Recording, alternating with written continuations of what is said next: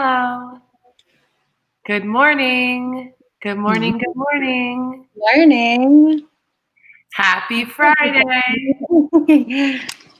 Yes, It happy is Friday.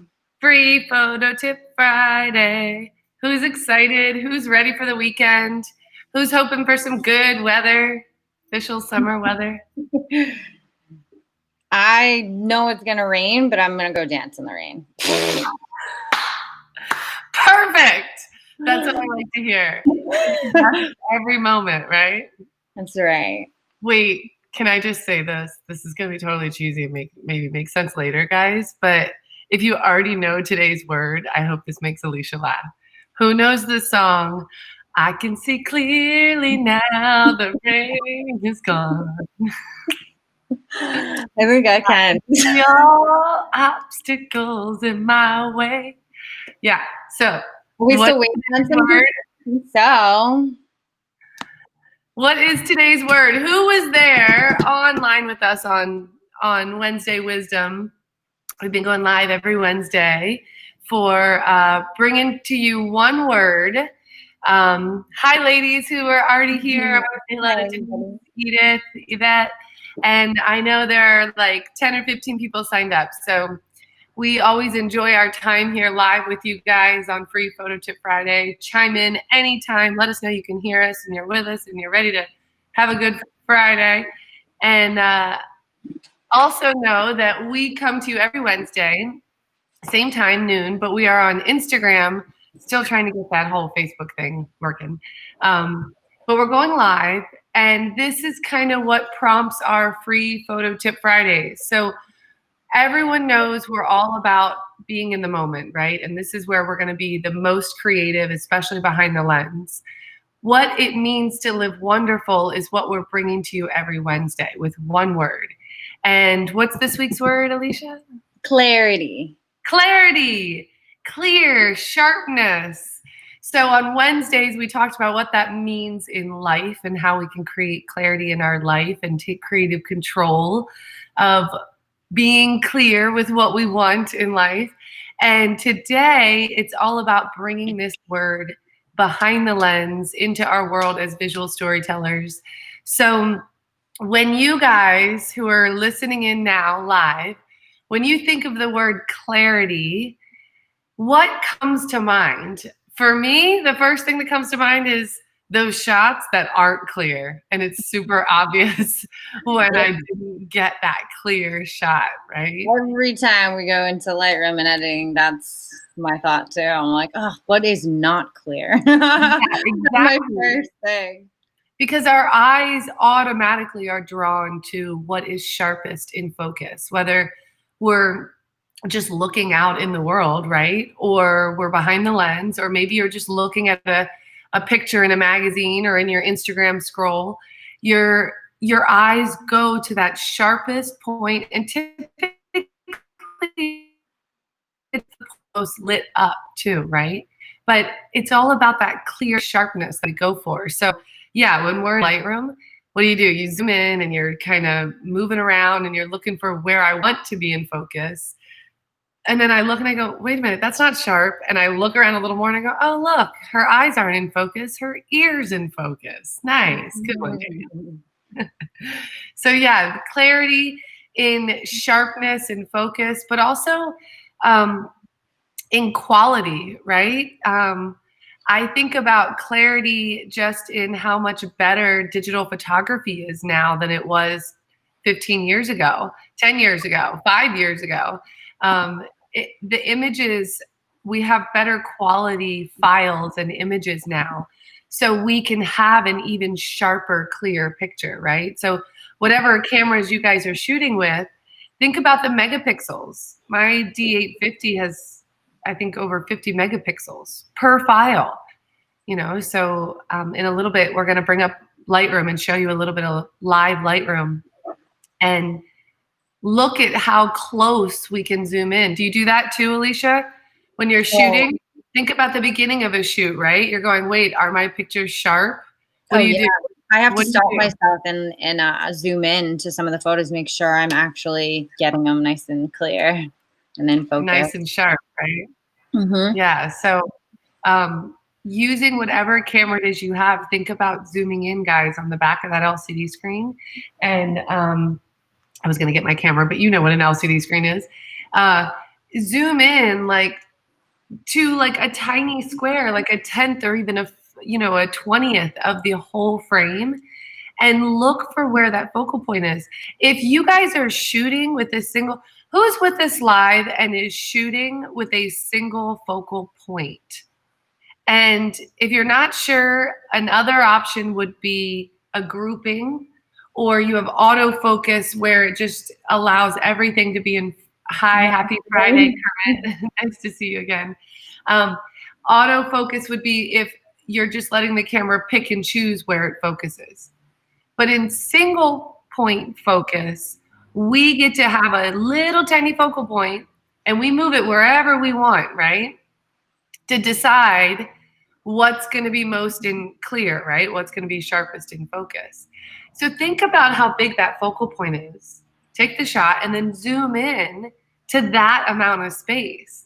If I was going to photograph Alicia, you don't always see it either on the back of your LCD screen. I mean, it's a tiny screen. You know, for women, sometimes our makeup gets on it, like you're rubbing it away. So clarity. So I mean, you got to judge it, you know, as best as you can on that. Yes. But yeah, I zoom in at least, you know, the first 5 shots of my shoot. Yeah. You know, once I get that exposure, right? Once we've got that locked in look, the last, it's number 4 on our cheat sheet is who is in focus.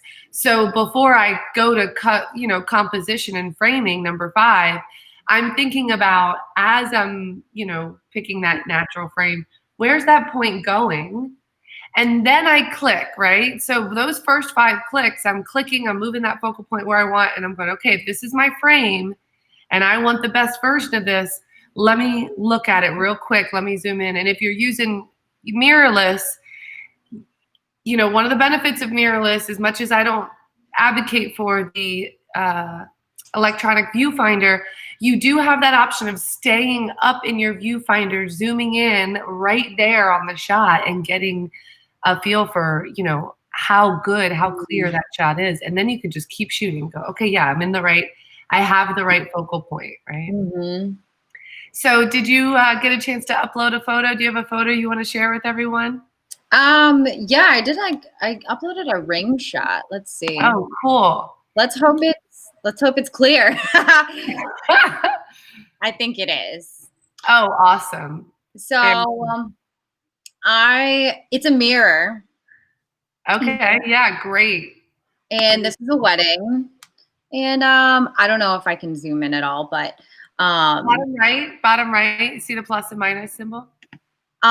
you can tell that it's not necessarily like perfectly crisp.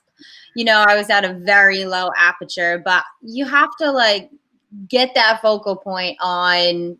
I think I was on the middle of the main ring, the women's engagement ring. So yeah, you can see kind of like right here, but then the front of this is a little off. Are you at like 1.8? Yeah, probably. So the lower your aperture, the harder it is to get that clear type of focus on tiny rings. It's actually good that I uploaded this one, to be honest, because you still see a little bit of unclear as you kind of like fade away from the middle of that ring. Yeah, you can see that focal plane perfectly is so shallow. At 1.8, you can see. Can you see my pointer? Oh, hold on, wait. So you can see this, even the texture on the mirror, how sharp this is, which is in the same focal plane this is in, and this edge, and here. But as soon as you push back just a quarter of an inch, maybe less than that, you're losing that depth of field. So that shallow depth of field is super sharp, but it is challenging for our human eyes to know exactly where it's focusing and where it's sharpest. And sometimes it's all in where you're at too. Like I wasn't in a great position here. You know, I was in some really tiny room in an awful venue and it had no windows, no nothing. You know, I bounced a flash off of the ceiling just to kind of get some ambient light. So I was working with what I had, you know. I could have got this much better if I had the time and the right space. No, but you make a good point to move on to, which is you know, clarity, guys. Clarity is not about, it's not just focus, it's not just sharp. Clarity, I want to, you know, this overall understanding of it I want to give you is you create clarity in your photos in multiple different ways. So one of them we've talked about here is with f-stop aperture, looking at your depth of field. You know, how much of your scene, how much depth of it are you choosing to keep in focus? That's going to be determined by your f-stop. So when you're choosing to only have this tiny bit in focus, now you're relying on your human eyes and your autofocus of your lens to know where on that depth of field you're going to have that tiny amount of focus, right? So it's more challenging. But there's another layer to clarity here, which is not having enough light in the first place. When you have to overextend your settings just to get light, the more you push them, the more to add light, the more you have this possibility of losing quality and clarity in your shot. So f-stop, right? But what else if you didn't have an auto flash or an off-camera flash? What else would have been your only way to add light to this scene, really? If I brought it outside?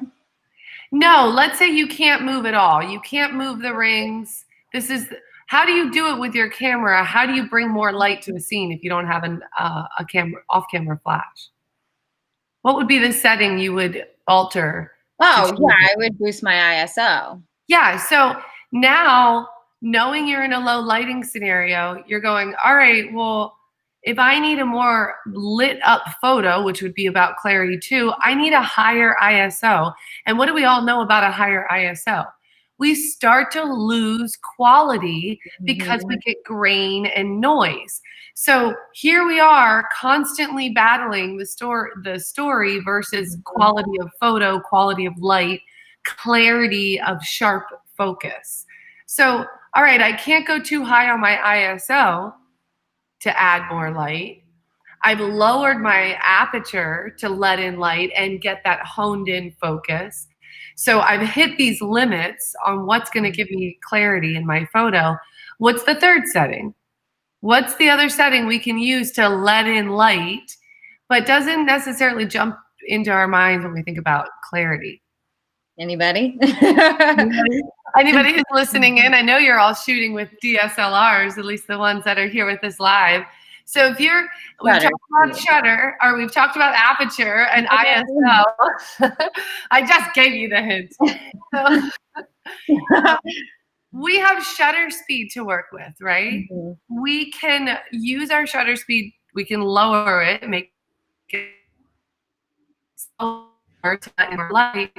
But what happens at a certain point? We get loss of clarity because of camera shake. We get too slow of a shutter and we capture movement during too much time that the shutter is staying open. So at any point, no matter what settings coming to mind, no matter what your story is, depending on how much clarity matters to you, you've got these 3 different settings that are going to be available, but they're also going to have their limitations where you're like, wait a minute, I lose clarity if I go too far with this setting, right? So clarity is a big game that makes you go, I'm going to go ahead and compromise here. I'm going to give up something to get some. So usually you give up something to get enough light in your photo, right? So in this case, you know, you give up that complete sharp focus of the whole ring to at least let enough light in. Right. And I mean, even the reflection, you can see that it's not clear. It's kind of jagged. there were so many bevels and like of the mirror itself that it was going to create that unclear reflection as well. Yeah. So I was aware of it. I just kind of was using what I got, and you had to go with it. But yeah, rings are tough. I suggest people playing around with jewelry and seeing how the light and how clear and how you can focus on certain things, because it's pretty interesting. I do have a very specific assignment, like practice tip that you guys can take with you at the end here, and it's going to relate to that. So keep in mind what she just said about jewelry, and it's about those details, right? Yeah. So I'm going to bring up this tip before we end today. I want to show you guys a shoot that I did recently that all three of these challenges with clarity came up for me in a single shoot. So I'm going to share my screen, and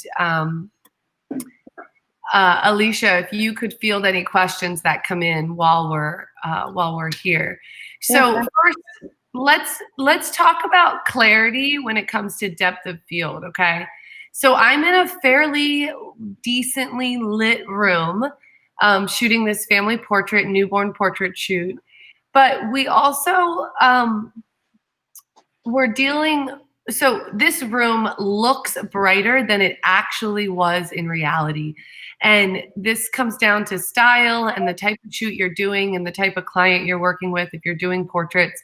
But in the case of naturally lit photos where I'm not bringing anything extra, I'm working on my own, and I'm going for that more documentarian style, very candid look. Typically, we're so focused on the faces and we want to expose properly for the faces that portrait photographers will overexpose the whole shot, meaning, we're over in the positive on the meter, because we want that light to draw your eyes into what's most important, right? We don't really care about what's going on in the background out the window there. We want you guys to see the faces. So I'm just going to tell you the factors involved in this shoot that should be red flags for you, and knowing that everybody can see my screen, right? I'm assuming everybody can see what's going on. So first of all, we have a brand new baby, which isn't moving that much, but it is the energy of a brand new baby. And then you have a 3- and 5-year-old boys, older brothers here.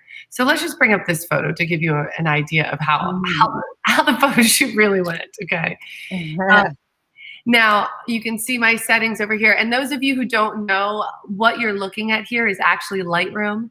We're going to be teaching Lightroom tomorrow. Today's Friday. So tomorrow, we're doing Lightroom live online if you want to join us.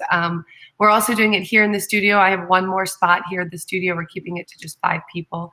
I'll put those links on the chat box when we're done here, or Alicia, if you can find it. Yeah. So Lightroom is where all of us professionals go to organize and edit our photos. I know everyone knows what Photoshop is. We rarely use it nowadays because Lightroom is so robust. And actually, just this week, they came up with a bunch of new updates before we teach everyone tomorrow. So if you have any questions about Lightroom, feel free to ask us now while we're here with you live. But know that it's an amazing program. It's not that difficult to learn, and it's what all the pros use. So it's got all the great features in it. One of the things I love most is being able to zoom in on a photo and immediately see where it's not sharp. So I also love how we can see our settings over here. So when we teach this program on Saturday, we're going to go over all the different panels and ins and outs that you see now. But just to, focus on this idea of clarity here, Lightroom is a great place for me to just take an at-a-glance view. And you can see over here that we have, because of our slower shutter speed, 1/100th of a second, I have a 3-year-old toddler who's pulling and yanking in his dad's arms and doesn't want to sit still. Now, not only is he blurry because he's moving and my shutter speed is too slow, but he is also forward in the photo. Do you see how his head is actually in front of the rest of the heads, which happen to be almost on the same plane? See how they're all pretty sharp back there? So we also have a very shallow depth of field, f2.8 I'm shooting at. And it's pretty obvious where my focal point is. It's right here on the baby. It might even be on him. I know this kid was basically running around back and forth, back and forth. So I was looking specifically first of all, I know that my shutter speed is too slow, but to overexpose this scene and to get the light I wanted, I was challenging myself to get the kids to be still for a minute and shoot fast, shoot a lot, because we did end up getting a shot where he was still, and I was able to use that slow shutter speed to let in more light. But I was challenged by getting a clear shot, right? That motion. The second factor was I was trying to let in light with f2.8. And when you're down that shallow, you've got to decide by looking at your focal plane, where do I want my focal point? If I have my focal point on this baby's ear, can I tell from where I'm standing that this ear is a little in front or behind? Actually, I think I focused on this little boy here, and you can tell he's very much in front of mom, even maybe a little in front of dad. So there's another factor of clarity, okay? We've got that depth of field that we're losing sharp focus of. And third and final here, guys, is our ISO. Now, I'm shooting with a very high quality camera, D850, but I'm hitting my limit here of noise, right? Now, I might have altered the noise a little bit in Lightroom, which we'll show you how to do on Saturday. But if I had pumped this up any higher, I probably would have gotten graininess, and you would have really seen it down here in the shadows. You'd see a lot more graininess here. You can see it a tiny bit. So this ISO is going to cause graininess as well. And I'm going to bring up a photo where you can really see. Here we have it again. 1/80th of a second. I lost him. He's blurry. And you can start to see the grain popping up here where I've lost clarity in the background as well. So just to kind of give you a review here. Clarity, you have 3 settings that you are always compromising with light and your story to decide how are you going to create a sharp, clear picture. How are you going to get your viewer to look where you want them to look, to show the movement you want them to see. And you've got ISO dealing with noise and grain, your shutter speed dealing with movement, and your f-stop dealing with that depth of field. All of these things play into your clarity factor.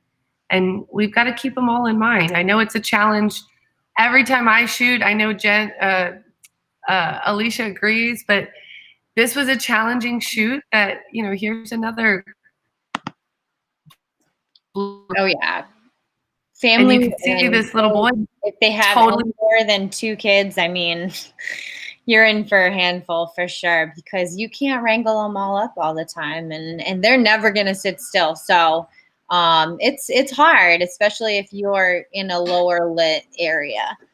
Exactly. It's never easy, even if you're not in a low lit. I mean, it's always a challenge to get those clear, in focus. Like you said, I mean, the more people, the higher you want your aperture to go a little bit. So yeah, really hard to kind of keep that.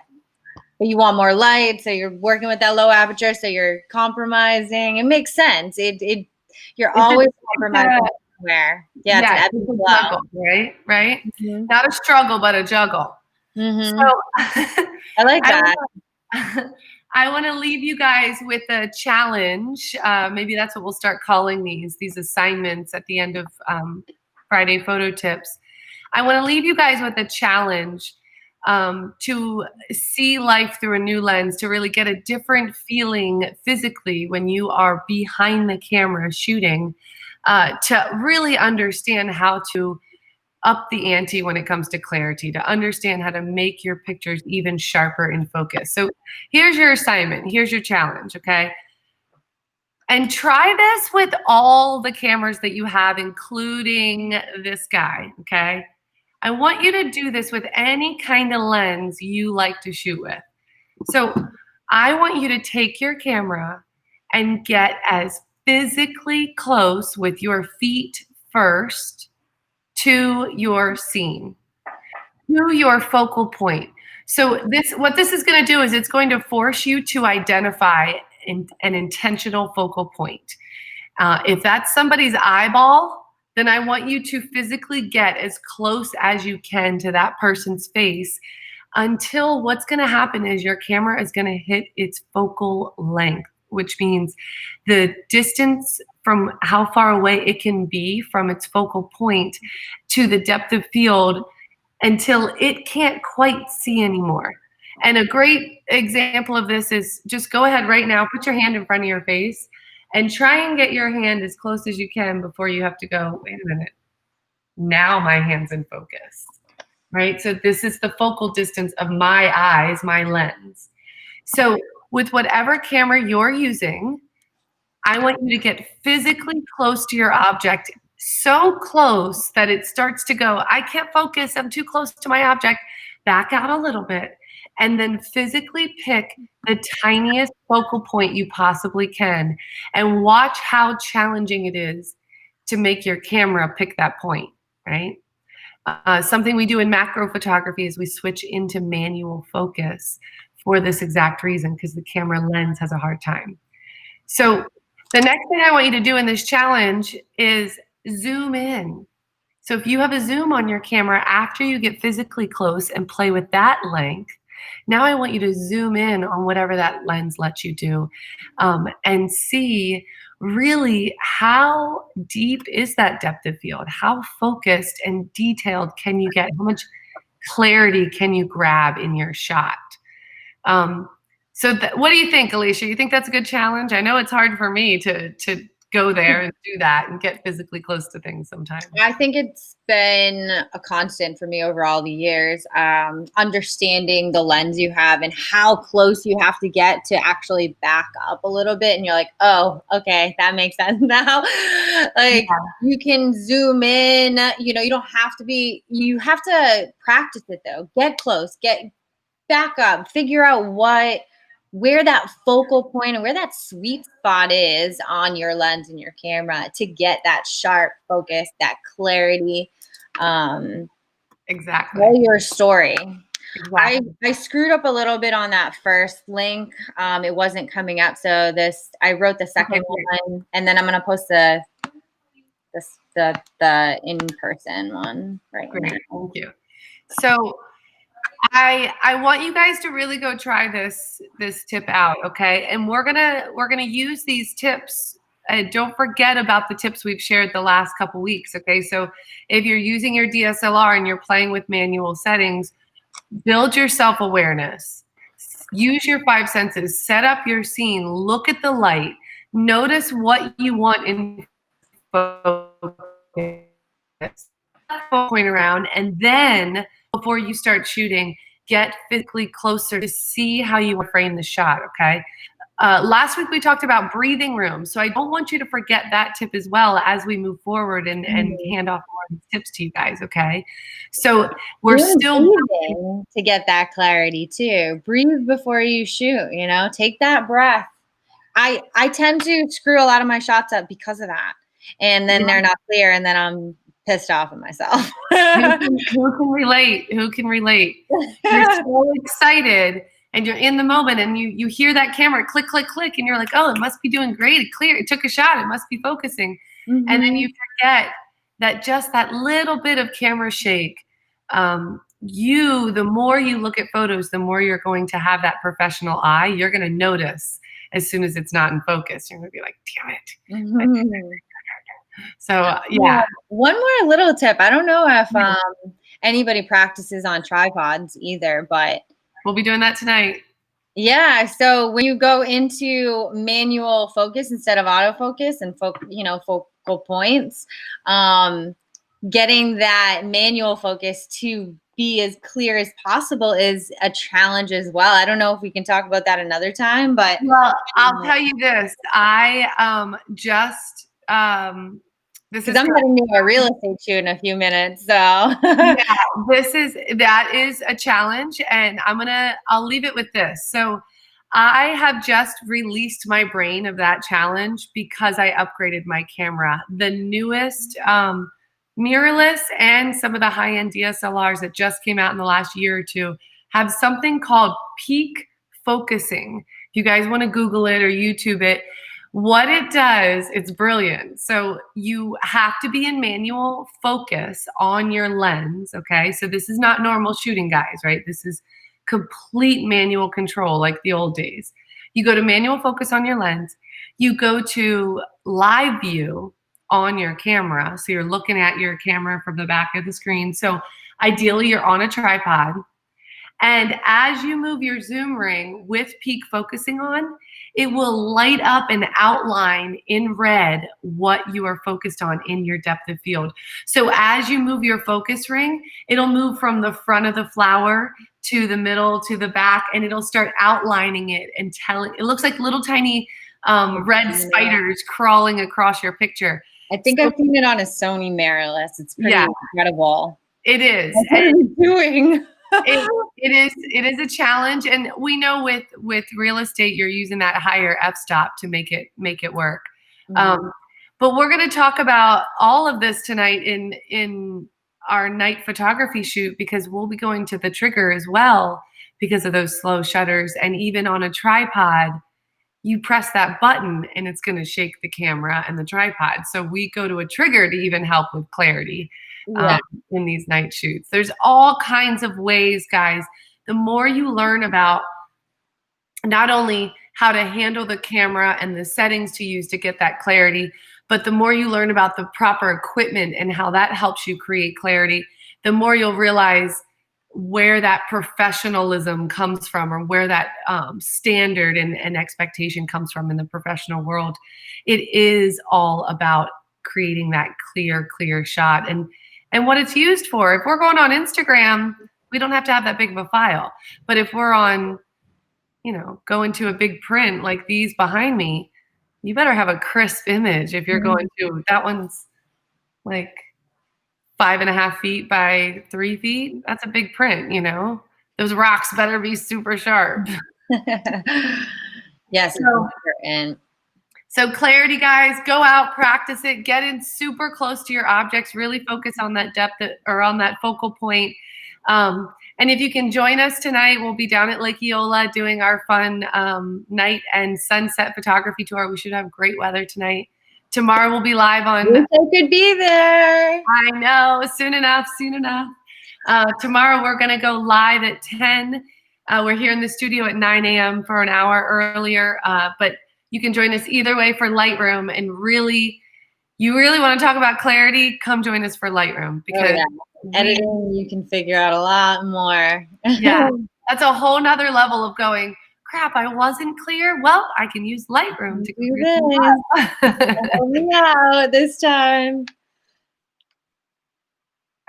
Exactly. All right, guys. Have a wonderful, wonderful Friday. Rest of your weekend. We will see you next week live on Instagram on Wednesday, and we'll be back here on next Friday as well. You can sign up for next Friday's class at the same link, livewonderful.clickmeeting.com. Thank you guys for joining us live.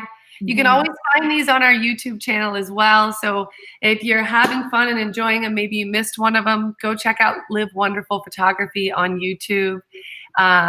And we will see you guys soon. Thanks, guys. Thanks for joining us. Bye, everyone. Have a great weekend. You too.